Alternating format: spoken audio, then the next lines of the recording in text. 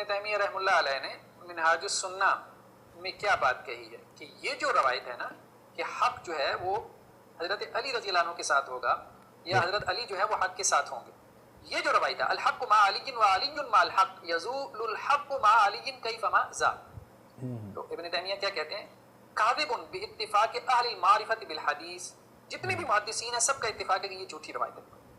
ٹھیک، اس قسم کی جھوٹی روایتیں نہ بیان کریں، دیکھیں اس سے کوئی فضیلت اب دیکھیں آگے عقیدے ثابت ہو رہے ہوتے ہیں، اور ابن تیمیہ نے اس پہ کھل کے بات کی، انہوں نے کہا کہ دیکھیں اگر آپ یہ بات کہتے ہیں کہ حق ہمیشہ علی کے ساتھ ہوتا ہے رضی اللہ عنہ، تو اس سے کیا ہوگا ان کی عصمت ثابت ہوگی، عصمت ثابت ہوگی، رسول اللہ چونکہ عصمت ثابت کر رہے ہیں اور اہل سنت جو ہیں وہ رسول اللہ کی نہیں مان سکتے، کیونکہ ہمارا عقیدہ جو ہے وہ رسول اللہ کے تابع تھوڑی ہے۔ اور اہل سنت میں تو کوئی بھی ان کو معصوم نہیں مانتا، اہل سنت میں تو کوئی بھی ان کو معصوم نہیں مانتا، اہل سنت میں تو کسی بھی صحابی کو معصوم نہیں مانا جاتا، صرف انبیاء کو معصوم مانا جاتا ہے، تو یہ روایت جو ہے فضیلت اور منقبت نہیں ہے، یہ اصل میں عصمت کو ثابت کرتی ہے۔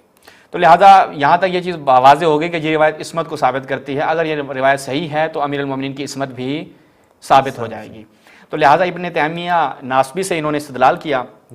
ہم دیکھتے ہیں کہ اس روایت کی متعدد اسناد کو بیان کرتے ہیں، لیکن سب سے پہلے یہ دیکھیں مستدرک علی الصحیحین، یہاں سے ہم آپ کے سامنے بیان کرتے ہیں۔ امیر المؤمنین علی بن ابی طالب کے حوالے سے جب امام جو ہیں وہ بصرہ جانے لگے تو حضرت ام سلمہ کے پاس آئے تو کیا فرمایا کہ فواللہ انک لعلی الحق والحق معک، کہ اے علی آپ حق پر ہیں اور حق آپ کے ساتھ ہے، ٹھیک ہے، آپ حق کے معیار ہیں، ہمیشہ حق آپ کے ساتھ ہے۔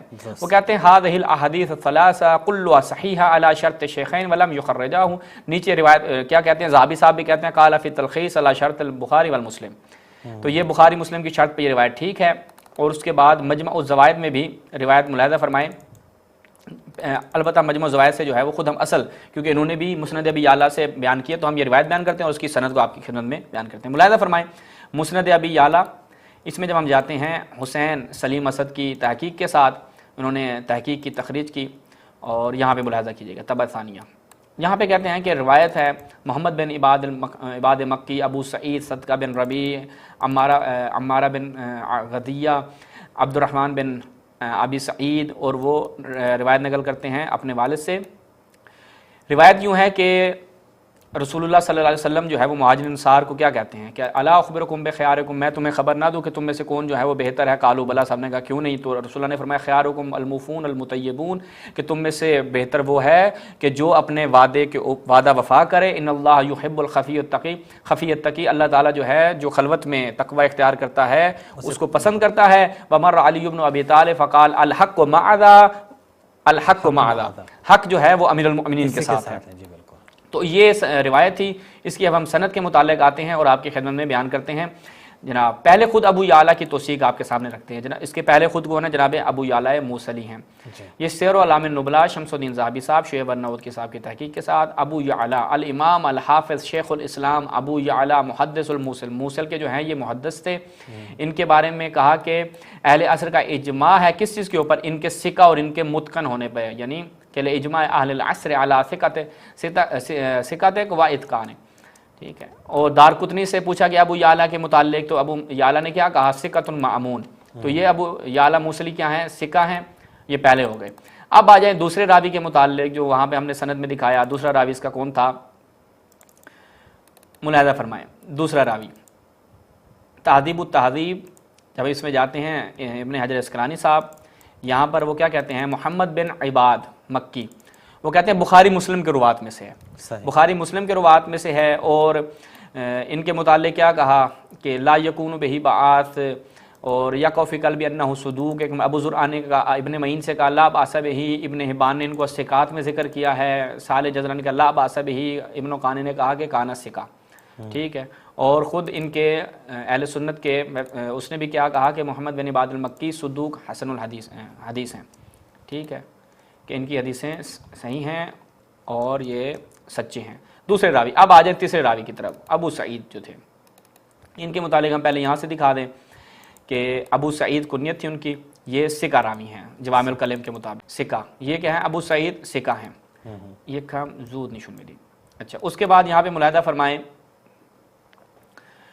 دارقطنی کا جو موسوعہ ہے اس میں کیا بیان کرتے ہیں اس کے حوالے سے، یہ ملاحظہ فرمائیں دارقطنی نے کیا کہا ابو سعید کے متعلق، हुवा सिका, काला दारकुतनी हुवा सिका। तो ये रावी भी क्या है, सिका है। उसके अलावा हम दीगर कुतुब से भी दिखा देते हैं शमसुद्दीन ज़ाबी ने इनके बारे में क्या कहा है।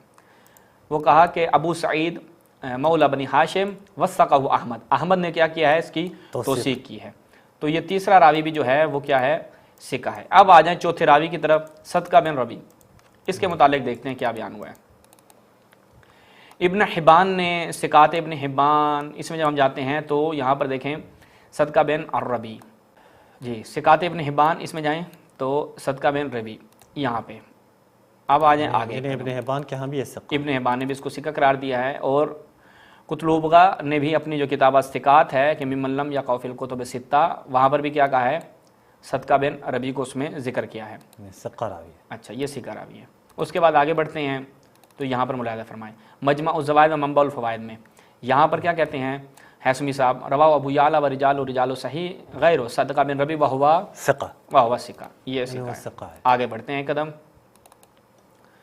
उसके बाद ये मुलाहिज़ा फरमाएं असनुल मुतालिफ़ अहादीस मुख्तलिफ़ मरातिब, जनाब इसमें जब हम जाते हैं तो यहाँ पर रिजाल सही गैर सदका बिन रबी व सिक्का रवा अबू याला व लस्करी, तो ये भी रावी क्या है, सिक्का है।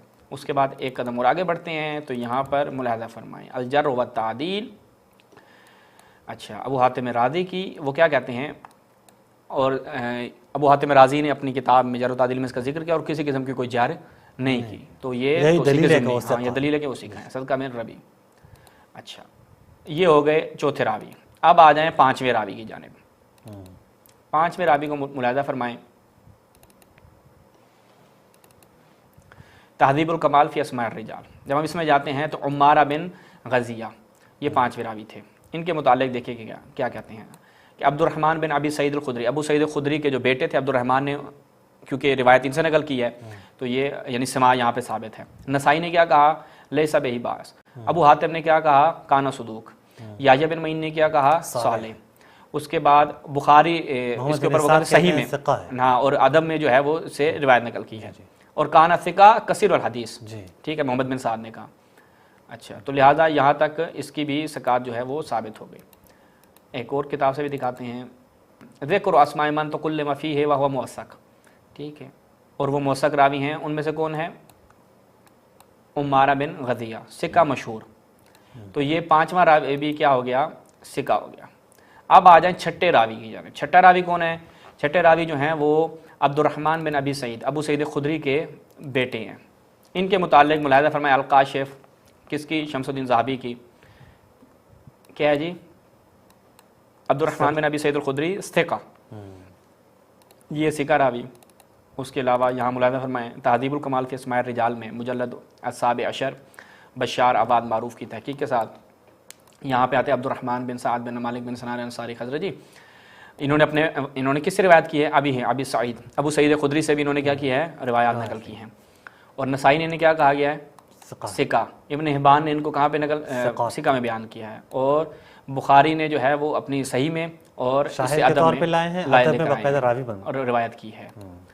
अच्छा, तो ये रावी भी क्या है, सिक्का है। और रिवायत किससे नकल कर रहे हैं, अपने वालिद से अबू सईद अल खुदरी से।